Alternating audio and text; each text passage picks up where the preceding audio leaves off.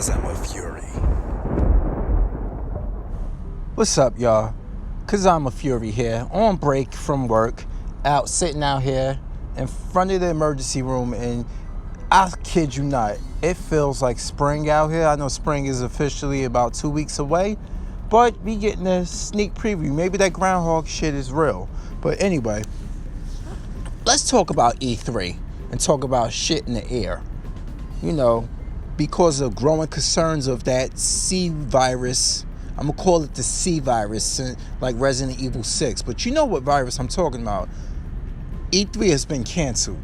And I'm saying the only thing this C virus did is accelerate what was going to become the inevitable. E3 is a joke, y'all.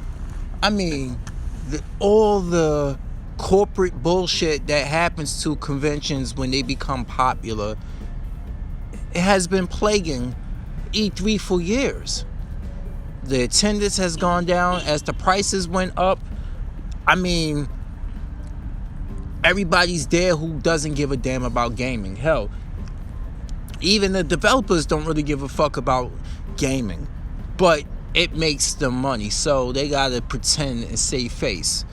So this whole thing, I'm like, you know what, I understand the concerns of it and I understand why they're doing it, but I'm not heartbroken over it, because I am not flying to California to be up in the hotel room that's going to cost me just to spend more money to get in there each day just to see games that I can just sit my black ass home and actually wait for them to drop the trailer online, live actually, and watch it.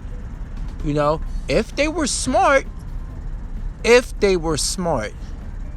all of the people who were attending E3, I mean, like all of the booths or anything, would just put your own YouTube stuff out. Sony's been doing their state of play.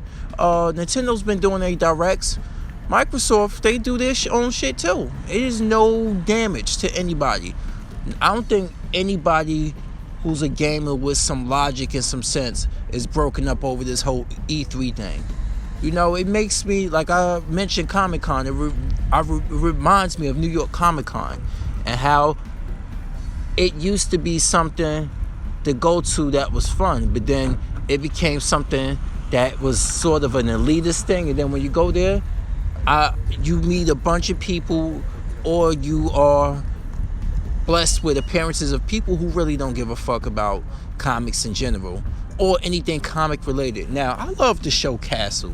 Remember with Castle with Nathan Fillion? Remember when Castle had a panel at fucking Comic-Con? Now, I understood Banshee, for an example, the Cinemax series, that went 4 seasons, told this story. You know, you currently see Anthony Starr, who starred in Banshee, playing a comic book character, true to life one, Homelander in The Boys on Amazon.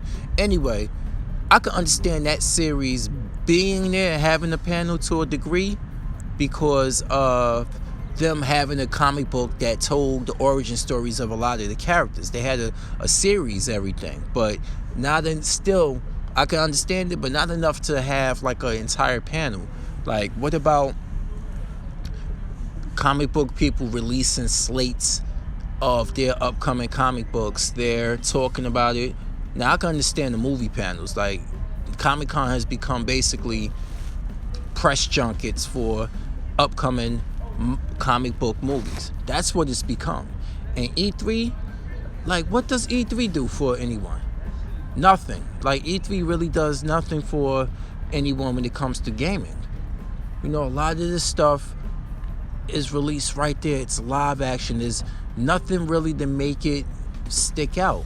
People have gone there, they've stood online for hours at E3 just to play a game, a demo of a game. Some of them have lost out on days just sitting there to play one game.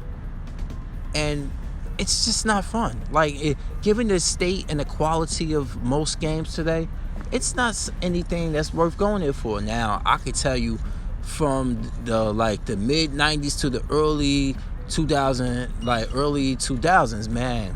man, it was something. You can, especially when I first caught wind of E3, like in the early 2000s, like I knew of games, and all my E3 information came from comic books.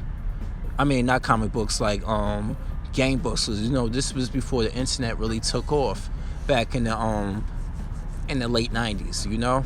But in the early 2000s, you know, you started seeing things once broadband kicked in. But now E3 has nothing really left to offer. Like, there's no mystique going there. There's no fun to be held. Everybody who's been there have told you, I mean, hell, and I brought up Comic-Con because people have similar experiences when these conventions become corporate bullshit. When they become corporate bullshit, all the fun is gone. And like I said, combine that with the C virus scare, and also combine it with the fact that the quality of gaming is not where it should be. I'm like, fuck it, let it die. Let it die. If they take this year off or they postpone it, if they decide not to just to reactivate it at a different time this year, you know what? They need to go back to the drawing board and make it something that people could enjoy, that actually have dedicated their plane, getting on a plane and coming there to do. Otherwise, fuck it.